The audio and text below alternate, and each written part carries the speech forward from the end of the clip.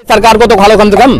आगे सरकार को खाना समय आएगा तो सब पता लग जाएगा। किसान नेता बलवीर सिंह राजेवाल का उन्होंने दावा किया है कि सरकार चाहती थी कि कोई ऐसा रास्ता निकले कि किसानों की भी इज्जत रह जाए और सरकार की भी इज्जत रह जाए। तो किस तरह की इज्जत का लुट जाने का डर था? देखिए, आपको समझना पड़ेगा इस देश के अंदर जो डेमोक्रेसी है, डेमोक्रेसी में सबसे खूबसूरत बात यह है कि वोट देकर आप सरकार को चुनते हैं। ये सरकार लोगों के द्वारा बनाई गई है। तो सरकार का क्या है भाई, सरकार तो आज है कल नहीं है। तो सरकार को लोगों के लिए सोचना चाहिए, अपनी इज्जत की नहीं। सिर्फ इज्जत ना सरकार की नहीं है, इज्जत है अमित शाह की और मोदी जी की इज्जत ना लुट जाए बस। जो पूरे देश में उन्होंने वादे किए थे वो वादे तो पूरे किए नहीं। अब वो अपनी इज्जत की पड़ी है उनको कि मेरी इज्जत ना लुट जाए। तो भाई देखो, ऐसा है कि जब ऐसी सरकार होगी तो कदम कदम पर लोग उस पर क्वेश्चन मार्क लगाएंगे, क्योंकि लोगों ने उनको चुनकर भेजा है।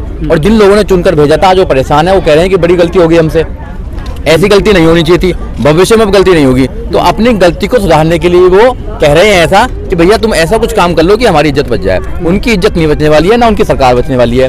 2022 में और 2024 में ये दोनों ही लुटने वाली हैं। इज्जत भी लुटने वाली है और सरकार भी जाने वाली है। तो लोगों ने मन बना लिया, किसानों ने, नौजवानों ने मन बना लिया है कि अब यहाँ पर ये सरकार को देखने वाले नहीं है। 5 राज्यों में चुनाव है, दावा कर रही है सरकार की बड़ी अच्छी तरह से उन राज्यों में एक बड़ी वोट बैंक जो है उनकी तरफ, सरकार की तरफ आएगा, क्योंकि सरकार जो है वो विकास के कार्य कर रही है।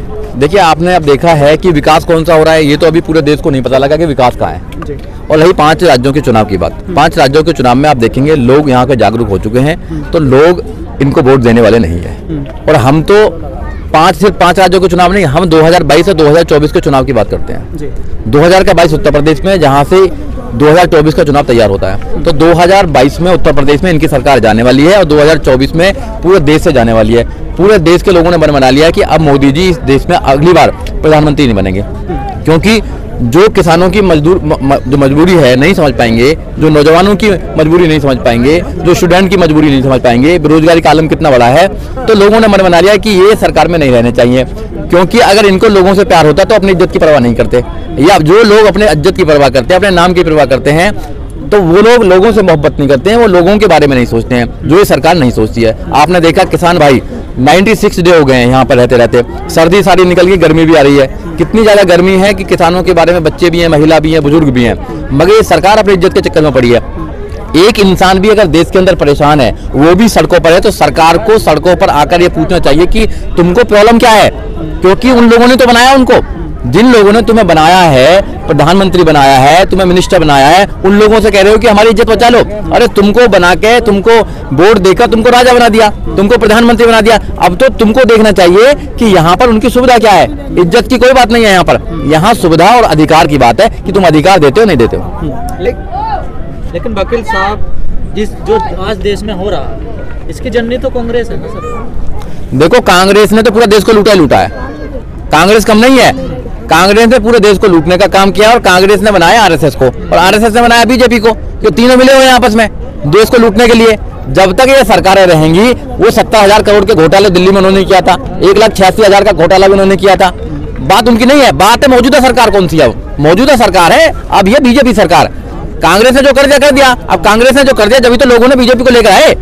कांग्रेस की बात मत करो, अब कांग्रेस ने जो कर दिया, कांग्रेस ने अपने घर बैठ गई है। अब जो बीजेपी है, बीजेपी के बारे में सोचिए कि जो बीजेपी से उम्मीद लगाई थी लोगों ने, उम्मीद टूटी है। कुछ किसान कहते हैं कि हमने तो वोट दे दिया, हम तो ठग लिया भैया। तो अब वो अपनी जो वोट दी थी 2022 में मत देना वोट, 2024 में वोट मत देना। ऑप्शन क्या है? ऑप्शन तो बहुत सारे खुले हैं। ऑप्शन क्यों नहीं है? किसी आदमी को भी खड़ा करोगे ऑप्शन बन जाएगा।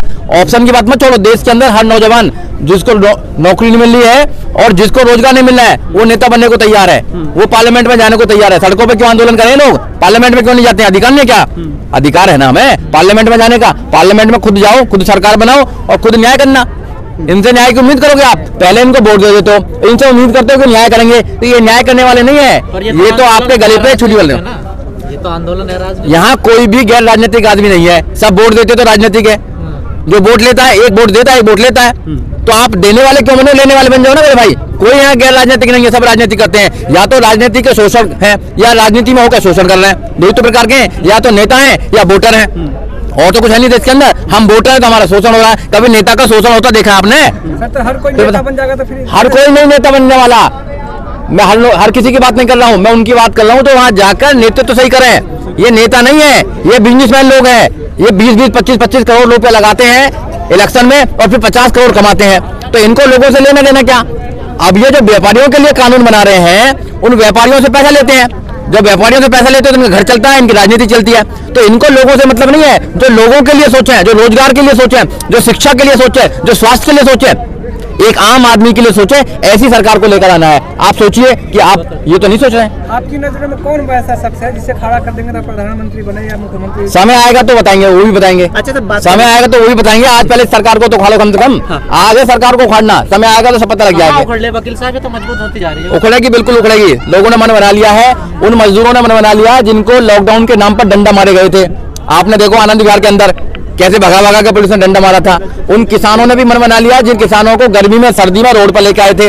और उन छात्रों ने मन बना लिया कि लाइब्रेरी में घुस घुस कर लाइब्रेरी को तोड़ने का काम किया और उन पर डंडा बसाने का काम किया। और उन आंदोलनजीवी जो जिनको बोलते हैं ये, उन्होंने भी मन बना लिया जिनको जेल में डालकर एनएसए और यूपी लगाने का काम किया। तो पूरे देश के लोगों ने, वकील साहब, मन आंदोलन स्थल पर बनता है। हाँ। जैसे आंदोलन स्थल से बाहर निकले मन बदल जाता है। अब देखो ऐसा है, हम लोग आप जैसे लोग बहुत तैयार कर रहे हैं लोगों को कि समझ जाओ नहीं तुम्हारे आने वाली पीढ़ी को भी ये बांध कर चले जाएंगे, फिर दोबारा गुलाम बना देंगे, पूरे देश को लूट कर ले जा रहे हैं यहाँ के जो पूंजीपति लोग हैं। तो हम लोग तैयारी कर रहे हैं, कोशिश कर रहे हैं, ये पूरे दुनिया में आपके माध्यम से जाने का काम हो रहा है। तो आपका जो सोशल मीडिया है वो बहुत बड़ा काम कर रहा है और इनकी कवर में आखिरी कील गाड़ने का काम करेगा। लोग जागरूक हो रहे हैं, ऐसा नहीं लोग जागरूक हो रहे हैं, जो महिलाएं जो हमारी बहन है। वकील साहब, गुजरात में भी चुनाव हुआ है, सोफा साफ कर दिया बीजेपी ने। देखो गुजरात पंजाब में हुआ है, आप गुजरात की बात कर रहे हैं, पंजाब की बात कर रहे हैं। उत्तर प्रदेश में 2022 में, पंजाब में 3 साल पहले हटा दी बीजेपी। हाँ, तो पंजाब के लोग तो पहले से जागरूक तो आंदोलन कौन कर रहे हैं? मोस्टली पंजाब के लोग, दिल्ली के लोग, हरियाणा के लोग और उत्तर प्रदेश के लोग कर रहे हैं ना। तो वही उखाड़ेंगे इनको। उत्तर प्रदेश उखाड़ जाए इनका तो फिर उनको कोई बचाने वाला नहीं है। उत्तर प्रदेश में 80 सीट होती है लोकसभा की और 40 सीट होती है आपका बिहार के अंदर, 120 सीट होती है, वो उखड़ जाएंगी, खूपा साफ हो जाएगा इनका। पंजाब में पहले डंके की चोट देख लेंगे, तुम्हारा डंका भी, तुम्हारा डंडा भी देख लिया हमने, तुम्हारा डंका भी देखेंगे। अरे ये लोग, इनसे तुम लेना चाहते हो? ये जो लोग हैं मजदूर लोग हैं, जब मजदूर अपनी पे आते हैं तो हर किसी इंसान को कहां से कहां पहुंचाते हैं। मोदी जी खुद कहते हैं कि चाय बेचता था, चाय बेचने वाले व्यक्ति को इन लोगों ने वोट देकर प्रधानमंत्री बना दिया। उन्होंने क्या करा? उन्होंने सब कुछ बर्बाद कर दिया। तो इन लोगों को समझना पड़ेगा कि जिनकी वोटों से आप प्रधानमंत्री बने हो, आप मिनिस्टर बने हो, आपको समझना पड़ेगा कि इनसे बड़े आप नहीं हो, क्योंकि ये पहले भी कितने प्रधानमंत्री बना चुके हैं, मगर तुमने ऐसा कर दिया है समय कि तुम अब दोबारा आने वाले नहीं हो। तो लोग समझ जाए। सर, योगी जी तो अभी से तैयारी करना शुरू कर दिए। हारने की तैयारी कर रहे हैं ना, करने दो हारने की तैयारी, उनको हारने की तैयारी करने दो। योगी जी को कोई पसंद नहीं करता है।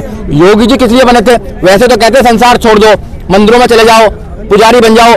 भैया वह तो संसार के तरफ भगवान को प्राप्त करना चाहते हैं और वो मंदिरों में तो बैठे नहीं है, वो राजनीति कर रहे हैं। जिन लोगों को मंदिरों में बैठना चाहिए वो राजनीति कर रहे हैं और जिन लोगों को राजनीति करना चाहिए उनको मंदिरों को लाइन में लगा रखा। तो समझना पड़ेगा मेरे भाई, ये समझना पड़ेगा। हाँ, जनता को समझा तो रहे हैं, आपके माध्यम से जनता को समझा रहे हैं। हम किससे कर रहे हैं? मोदी जी को थोड़ी कर रहे हैं। वो तुम्हारे मन की बात सुनेंगे नहीं, वो अपने मन की बात सुनते हैं, वो किसी के मन की बात नहीं सुनते। हम तो जनता से प्रार्थना कर रहे हैं, सुधर जाओ, समझ जाओ, नहीं तो आने वाली जनरेशन को भी ये तुम्हारी को बर्बाद कर देंगे, रोजगार नहीं देंगे। आत्मनिर्भर बना तो रहे हैं। आत्मनिर्भर ये नहीं बना रहे, आत्म खुद ही बन रहे हैं। जब पेट भरने को नहीं होगा तो क्या करेंगे मेरे भाई? बताओ, आत्मनिर्भर क्या है? डंडा मार रहे हैं, कह रहे डंडे से चलेगी सरकार, वो कहते हैं ठोको सरकार चलेगी।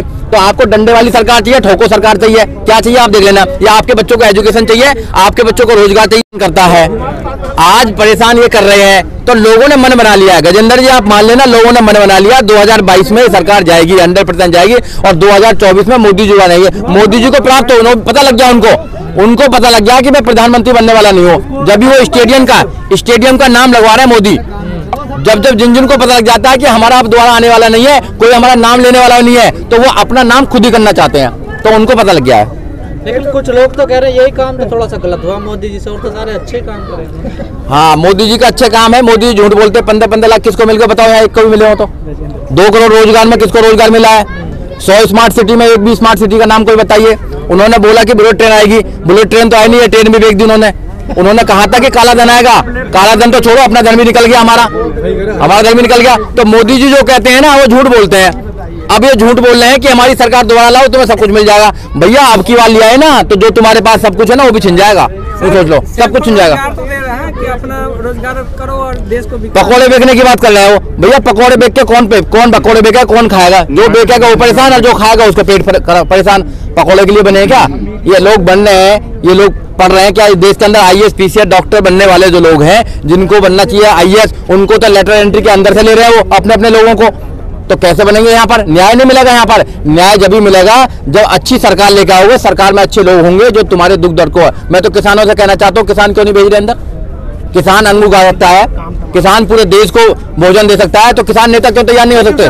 वही तो सवाल है। आप लोग कहते हैं वोट की बात, लेकिन किसान आंदोलन कर रहे हैं, किसान वोट की बात तो कर ही नहीं रहे। वो करना चाहिए ना किसानों को, जब तो यहाँ पे आए हैं उनको कहने के लिए। भैया ये क्यों नहीं कर रहे? उसका डुलमिल रवैया क्यों? तुम्हारे हाथ जो विरोध क्यों नहीं कर रहे? तुम्हारे हाथ जोड़ने से नहीं मानेंगे, तुम्हारे हाथ जोड़ने से नहीं मानेंगे, तुम्हारे वोट से मानेंगे। सरकारें वोट के कमजोर होती हैं। ये जब भी देखा आपने, बड़े से बड़ा नेता जब चुनाव होता है तुम्हारे पैरों में होता है, तो समझ लीजिए तुम ताकतवर हो। ये वोट से घबराते हैं और किसी से घबराते हैं। हाँ, तो किसानों को देखना चाहिए कि वोट के माध्यम से करो, पूरे देश में बचाओ, पूरे देश में डंका बजाओ कि भैया हमारे 3 बिल जब वापस हो जाएंगे, मगर इनको बदल दो, तो अपना वापस हो जाएंगे।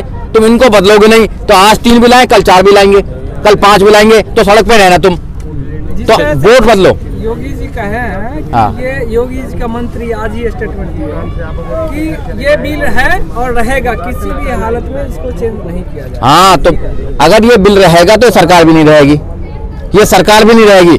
ये बिल वापस लें न लें, ये सरकार नहीं रहने वाली है। वकील साहब, लोगों ने बना लिया। सर्वे तो ऐसे आते हैं होने वाले हैं, उसके पहले तक किसान आंदोलन की क्या रणनीति रही? अब 2021 हो गया, इंसान इस बात की बात करता है कि भैया बिल का वापस होंगे, तो गांव में बैठे अपने घरों में बैठे सब आंदोलन कर रहे हैं। लेकिन सर्वे आंदोलन कर रहे हैं। वकील साहब, सर्वे तो ऐसे बता रहे हैं कि बिल भी रहेंगे और सरकार भी रहेगी। सरकार कौन सर्वे कर रहा है? सरकार इनके लोग हैं, सर्वे करने वाले इनके तो लोग हैं, और कौन है? पिछले कई सर्वे होते हैं ना, वो देखिए ये कहते हैं कि हम 50 साल तक हमारी सरकार रहेगी। क्या इनको पता है कि 50 साल तक जिंदा रहेंगे? अब बताइए, क्या मोदी जी साहब 50 साल तक जिंदे रहेंगे? ये सर्वे इनके लोग करते हैं भ्रमित करने के लिए। जैसे मीडिया है, मीडिया एक ऐसा प्रोपेगेंडा करती है कि सारे लोग उनकी बात मानने करता है। आज परेशान ये कर रहे हैं, तो लोगों ने मन बना लिया है। गजेंद्र जी आप मान लेना, लोगों ने मन बना लिया 2022 में सरकार जाएगी, 100% जाएगी, और 2024 में मोदी जी बनेंगे। मोदी जी को प्राप्त हो, पता लग गया उनको पता लग गया कि मैं प्रधानमंत्री बनने वाला नहीं हूँ। जब भी वो स्टेडियम का नाम लगवा रहे हैं मोदी, जब जिन को पता लग जाता है कि हमारा अब दोबारा आने वाला नहीं है, कोई हमारा नाम लेने वाला नहीं है, तो वो अपना नाम खुद ही करना चाहते हैं, तो उनको पता लग गया है। लेकिन कुछ लोग तो कह रहे हैं यही काम तो थोड़ा सा गलत हुआ मोदी जी से, और तो सारे अच्छे काम कर रहे हैं। हाँ, मोदी जी का अच्छे काम है। मोदी जी झूठ बोलते हैं। 15 लाख किसको मिल गया बताओ? यहाँ एक को भी मिले हो तो? 2 करोड़ रोजगार में किसको रोजगार मिला है? 100 स्मार्ट सिटी में एक भी स्मार्ट सिटी का नाम कोई बताइए। उन्होंने बोला कि बुलेट ट्रेन आएगी, बुलेट ट्रेन तो आई नहीं है, ट्रेन भी बेच दी उन्होंने कहा था कि काला धन आएगा, काला धन तो छोड़ो, अपना धन भी निकल गया, हमारा धन भी निकल गया। तो मोदी जी जो कहते हैं ना, वो झूठ बोलते हैं। अब ये झूठ बोल रहे हैं कि हमारी सरकार दोबारा लाओ तो सब कुछ मिल जाएगा। भैया आपकी वाली आए ना, तो जो तुम्हारे पास सब कुछ है ना, वो भी छिन जाएगा। सोच लो, सब कुछ छिन जाएगा। अपना रोजगार करो और देश को पकौड़े बेचने की बात कर रहे हो भैया? पकौड़े बेच के कौन पकौड़े बेचेगा, कौन खाएगा? जो बेचेगा वो परेशान, और जो खाएगा उसका पेट परेशान।